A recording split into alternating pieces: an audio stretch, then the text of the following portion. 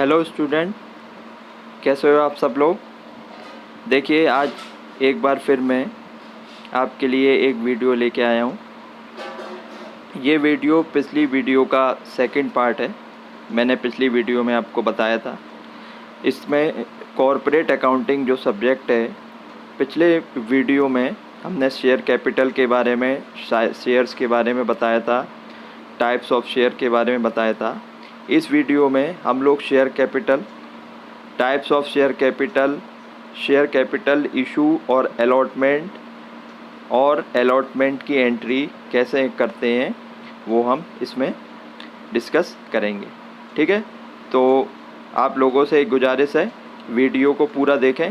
Video अगर आपको अच्छी लगे तो कमेंट ज़रूर करें, लाइक करें और शेयर करें, और यूट्यूब चैनल पर हमारा चैनल को सब्सक्राइब करें और बेल आइकन का बटन दबाएं, जिससे कि आपको ऐसे इंफॉर्मेटिव वीडियो के नोटिफिकेशन मिलते रहे। ठीक है, तो चलते हैं, वीडियो स्टार्ट करते हैं।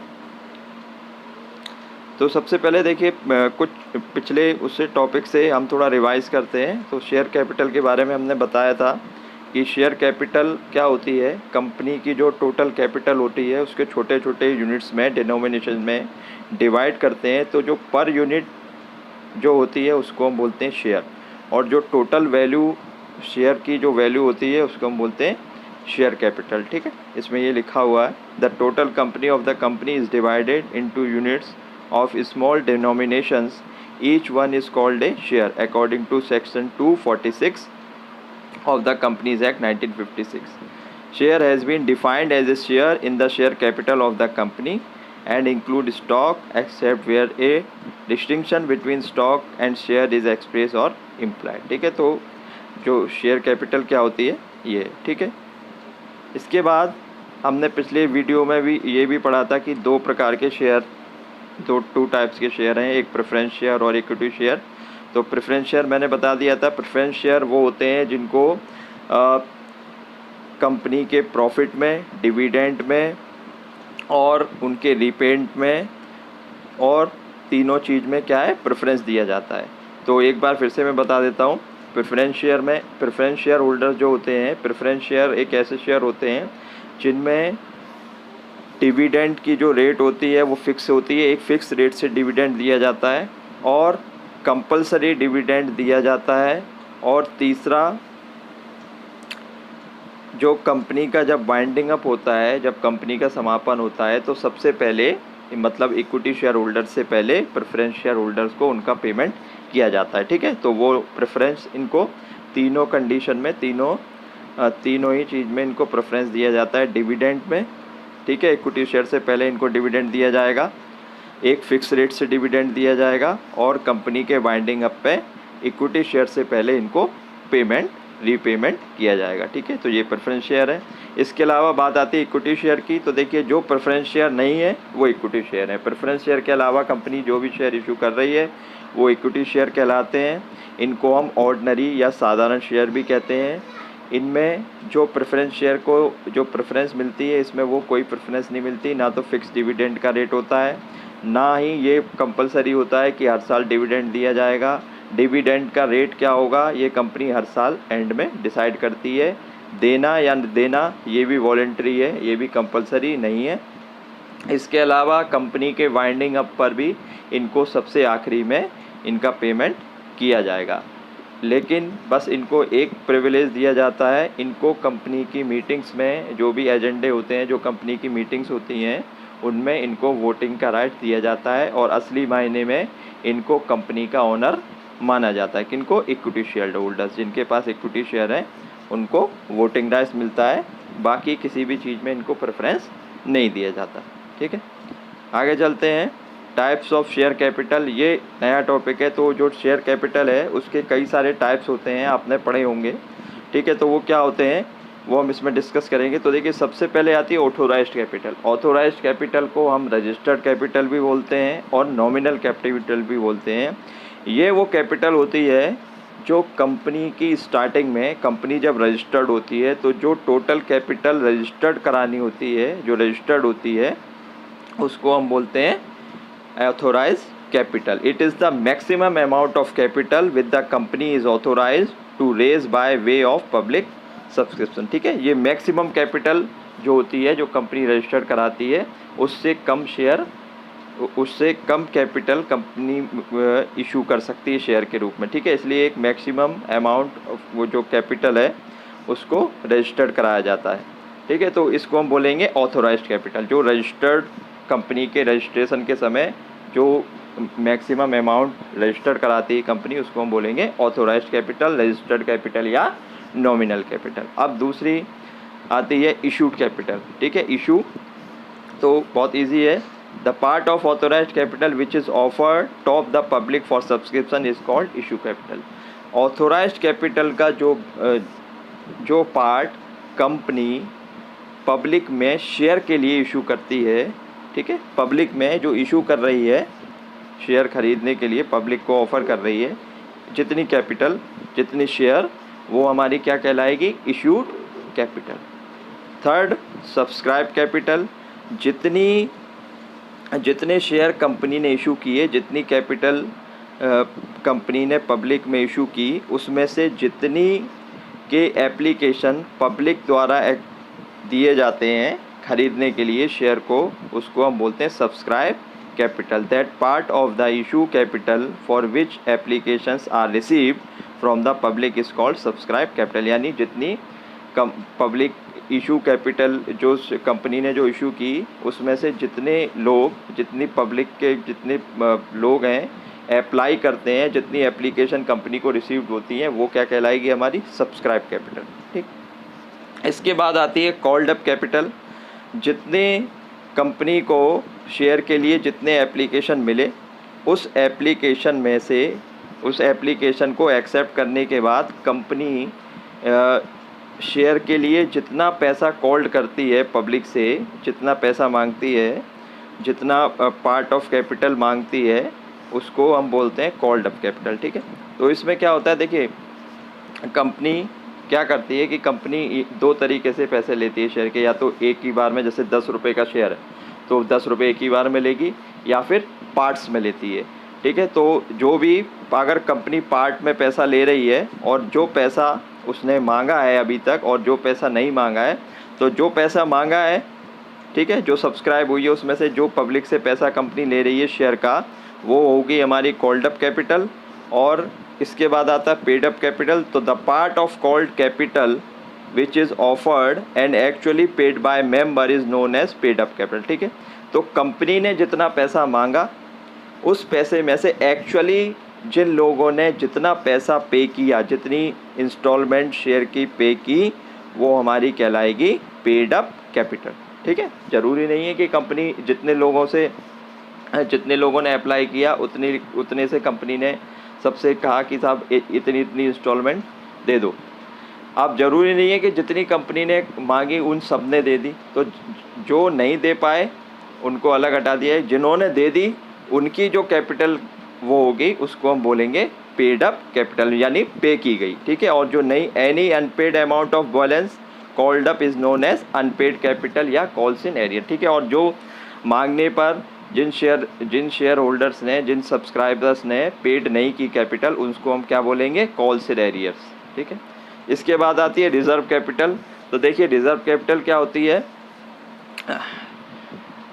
पूरे शेयर है उसकी वैल्यू, उसकी जो कैपिटल का जो पार्ट है, जितना पार्ट कंपनी ने ले लिया है, ठीक है, वो तो हो गई हमारी कॉल्ड अप कैपिटल। लेकिन जितना शेयर का पार्ट अभी तक कंपनी ने नहीं मांगा है, ठीक है, जितना अमाउंट शेयर का अभी तक कंपनी ने नहीं मांगा है, और वो कब मांगेगी? वाइंडिंग अप के समय मांगेगी। तो ऐसी जो कैपिटल का हिस्सा है उसको हम बोलेंगे रिज़र्व कैपिटल। ठीक है,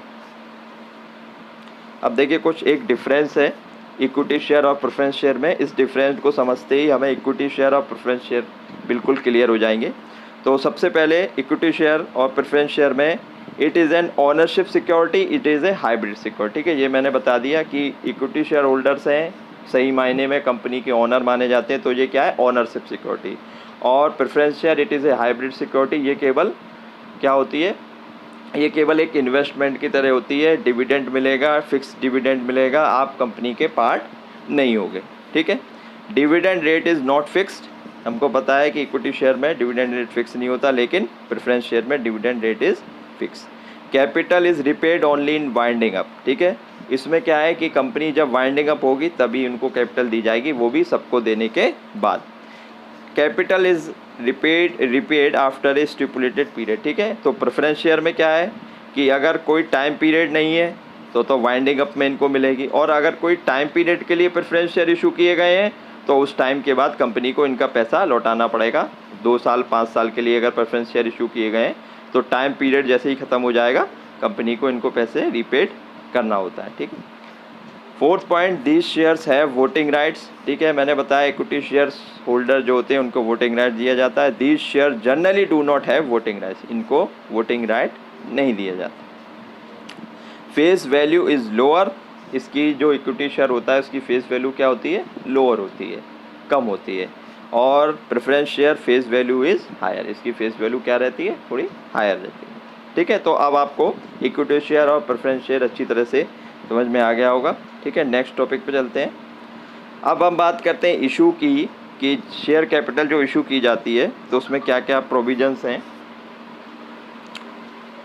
तो उसमें देखिए शेयर कैन बी इशू आइडर, जो शेयर इशू होते हैं वो 3 कंडीशन में इशू किए जाते हैं, एट पार, एट प्रीमियम और एट डिस्काउंट, ठीक है। नीचे एग्जांपल में मैं बताऊंगा। एट पार मतलब जितनी फेस वैल्यू है उतने में ही कंपनी शेयर इशू कर रही है, उसको हम बोलते हैं एट पार, यानी सम मूल्य पर निर्गमन। प्रीमियम पर जितनी फेस वैल्यू है उससे ज़्यादा पर इशू कर रही है तो उसको हम बोलते हैं प्रीमियम पर निर्गमन, ठीक है। और जितने की फेस वैल्यू है उससे कम पर अगर शेयर इशू किए जा रहे हैं तो उसको हम बोलेंगे इशू एट डिस्काउंट, यानी बट्टे पर निर्गमन, ठीक है। तो share are said to issue at par when a share holder is required to pay the face value of the share of the company. Shares are said to be issue at premium when a share holder is required to pay more than the face value of the to the company. Share are said to be issue at discount when the share holder is required to पे less amount than the face value of the company, ठीक है। तो यही मैंने बताया, face value के बराबर जितनी फेस वैल्यू है उसी पर इशू कर रही है तो इसको हम बोलेंगे एट पार, सम मूल्य पर। फेस वैल्यू से ज़्यादा अगर पैसा चुकाना पड़ रहा है शेयर होल्डर्स को तो वो होगा प्रीमियम, और फेस वैल्यू से अगर कम पैसा चुकाना पड़ रहा है तो वो होगा इशू एट डिस्काउंट, ठीक है।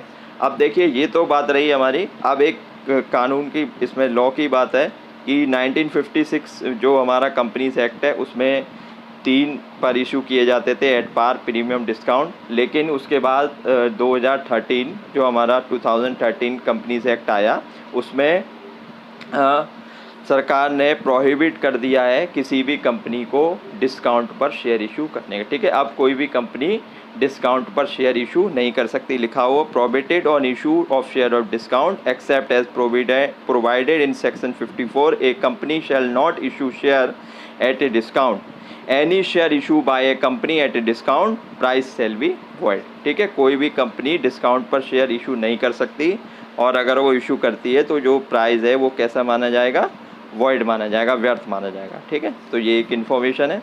इसके बाद एक एग्जांपल मैं बता देता हूँ। देखिए एक कंपनी है और कंपनी की फेस वैल्यू 10 रुपये है शेयर की, और अगर कंपनी 10 रुपये में ही उसको इशू करती है तो इसको हम बोलेंगे it is issue at par. If it is issue at 12, अगर 12 रुपये में इशू करती है तो इसको हम बोलेंगे the issue it is at premium, यानी 10 रुपये फेस वैल्यू और 2 रुपये प्रीमियम, तो टोटल कितना होगा 12। If it is issue eight 8, the issue at discount. अगर कंपनी की शेयर वैल्यू 10, फेस वैल्यू 10 रुपये है और वो 8 रुपये में इशू कर रही है तो इसको हम बोलेंगे इशू एट डिस्काउंट, यानी 2 रुपये कम पर, तो 2 रुपये का क्या होगा, डिस्काउंट, ठीक है। तो यहाँ पर ये आपको समझ में आ गया होगा। The issue price of share can be received in one instalment और it can be received in different, ठीक है। ये मैंने बताया कि जो इशू प्राइस होता है, कंपनी जो शेयर इशू कर रही है वो 2 कंडीशन है, या तो वो पूरा शेयर का पैसा एक बार में ले या उसको इंस्टॉलमेंट में ले, ठीक है। तो कई सारी इंस्टॉलमेंट में भी वो उसको धीरे धीरे पैसा लेती है। If the issue is in different instalment it may be paid on application. अगर कंपनी एक साथ ले रही है तो सारे एप्लीकेशन के साथ, अलॉटमेंट के साथ पैसा आ जाएगा। अगर कंपनी डिफरेंट इंस्टॉलमेंट में शेयर का पैसा ले रही है शेयर होल्डर से तो वो कैसे होगा, कुछ पैसा एप्लीकेशन के साथ पे करना होगा, कुछ अलॉटमेंट के साथ और एक से ज़्यादा कॉल, जब कंपनी कॉल करती है तब पैसा देना होगा, इसको हम कहते हैं कॉल। ठीक है, कॉल एक भी हो सकती है और कॉल 1 2 3 भी हो सकती है, यानी फर्स्ट कॉल, सेकंड कॉल और फाइनल कॉल। ठीक है, द अमाउंट और application is called application money, the amount due on allotment is called allotment money and the rest amount is called a call money. As per SEBI guidelines the application money on issue must not be less than 25% issue. ठीक है, तो ये सेबी की guideline में कहा गया है कि जो एप्लीकेशन मनी होगी वो 25% से कम नहीं होनी चाहिए टोटल शेयर की। ठीक है, as per SEBI guideline the application money on issue must not be less than of 25% of issue, मतलब जो टोटल इशू प्राइस है एप्लीकेशन के साथ आप 25% पैसा आप लेंगे। ठीक है, इससे कम नहीं होनी चाहिए। As per cost act it is 5%। अब बात आती है अलॉटमेंट की। तो देखिए एप्लीकेशन एक तो होती है, सबसे पहले होती है अप्लाई, कंपनी ने शेयर इशू किए, पब्लिक ने सब्सक्राइब किए। ठीक है, उसके बाद सब्सक्राइब के बाद कंपनी ने पैसे को कॉल की और मतलब पहले अलॉटमेंट होगा। तो ये अलॉटमेंट मतलब कितने शेयर, जिसने कितने शेयर के लिए अप्लाई किया और उनको कितने शेयर दिए जाएंगे, तो वो अलॉटमेंट प्रोसेस होता है। तो यहाँ पर कुछ जनरल एंट्री भी पास करते हैं हम लोग, तो वो हम बता देता हूँ। तो अलॉटमेंट क्या है? Allotment of share means the acceptance of offer of the applicant for the purchase of share. ठीक है, तो अलॉटमेंट का मतलब क्या हुआ? जो अप्लाई किया था जिन लोगों ने शेयर के लिए, कंपनी ने उस ऑफ़र को एक्सेप्ट कर लिया है और अब डायरेक्टर जो हैं कंपनी के, वो जो डायरेक्टर हैं उनको ये पावर है कि वो एप्लीकेशन को रिजेक्ट भी कर सकते हैं और एप्लीकेशन अप्लाई भी कर सकते हैं, एक्सेप्ट भी कर सकते हैं। ठीक है, but the public company can not allot its share unless the minimum subscription. ठीक है, तो प्राइवेट कंपनी के लिए तो क्या है कि कोई भी शेयर किसी भी कीमत पे शेयर आ जाए एप्लीकेशन, ठीक है, कोई भी कितनी भी एप्लीकेशन आ जाए, कितने भी शेयर इशू किए वो इशू कर सकती है। बट इसमें कह रहा है public company can not allot its share unless the minimum subscription had been subscribed by the public, the amount of application had been received. ठीक है, तो इसका मतलब क्या है? देखिए, कोई भी पब्लिक कंपनी जब तक शेयर अलॉट नहीं कर सकती तब तक एक मिनिमम सब्सक्रिप्शन उनको नहीं मिल जाता। मिनिमम सब्सक्रिप्शन का मतलब है एक परसेंटेज, जितने टोटल शेयर इशू कर रहे हैं उसमें से एक मिनिमम परसेंटेज, जिसको हम बोलते हैं मिनिमम सब्सक्रिप्शन, उतनी एप्लीकेशन आनी ही चाहिए। अगर उतनी एप्लीकेशन आती हैं तो कंपनी शेयर इशू कर सकती है, अलॉट कर सकती है। और अगर मिनिमम सब्सक्रिप्शन जो हमने डिसाइड किया है उससे कम आती है तो फिर कंपनी शेयर इशू मतलब शेयर अलॉट नहीं करेगी। ठीक है, तो ये हमें ध्यान रखना है। पब्लिक कंपनी के लिए मतलब प्राइवेट कंपनी के लिए कोई दिक्कत नहीं है, लेकिन पब्लिक कंपनी जब तक मिनिमम सब्सक्रिप्शन नहीं हो जाता, जब तक मिनिमम एप्लीकेशन नहीं आ जाती, तब तक शेयर अलॉट नहीं कर सकती। After the allotment of share the applicant who will become the share holder of company, जैसे ही कंपनी लोगों को, एप्लीकेंट को शेयर इशू कर देती है, वो क्या हो जाते हैं? शेयर होल्डर बन जाते हैं, कंपनी के शेयर होल्डर्स। ठीक है, तो ये देखिए जनरल एंट्री है। अभी जो जनरल एंट्री है ये है एट पार पे। ठीक है, अलग अलग एंट्री होती है, एक जो एंट्री है वो बदल जाती है कि प्रीमियम पे एक प्रीमियम की एंट्री जुड़ जाती है और डिस्काउंट पे डिस्काउंट की। तो यहाँ पर हमने अभी केवल एट पार पे लिया है कि जब हम एट पार पे इशू करते हैं तो क्या एंट्री होती है उसमें। तो देखिए एंट्री सब सेम होती हैं, केवल जो प्रीमियम और होता है उसमें केवल प्रीमियम जुड़ जाता है। तो ये सारी एंट्री जो मैं बता रहा हूँ ये आपको करनी है। तो सबसे पहले देखिए एप्लीकेशन मनी रिसीव की एंट्री जो होगी तो वो हम लिखेंगे bank account debit to share application. ठीक है, सबसे पहले जब शेयर इशू किए जाते हैं तो पब्लिक क्या करती है? अप्लाई करती है शेयर के लिए, उसके साथ जो एप्लीकेशन मनी वो कंपनी को देती है, तो कंपनी अपने अकाउंट में उसको रिसीव करती है। तो bank account debit to share application. ठीक है, उसके बाद जब एक्सेप्टेंस